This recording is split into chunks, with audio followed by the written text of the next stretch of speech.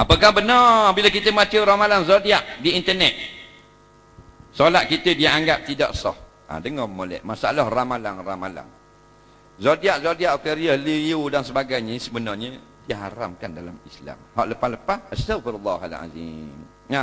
Kita bacakan kita punya bintang pagi zat khabar, anda nampak lesu pada awal hari tetapi menjelang petang akan bertambah ceria. Bila pula aku lesu? Dah. Padahal tadi aku duduk jogging dah. Banyak mengarut kau. Jadi jangan percaya kepada tekaan ramalan nujum. Dalam Quran, innamal khamru wal maisiru wal ansab wal azlam. Azlam tu maknanya tenung nasib, ramal nasib. Jangan percaya.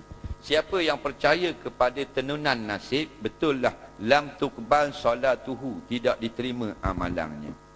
Nampak? Jangan. Hak lepas-lepas kerana kita bodoh, bayarlah.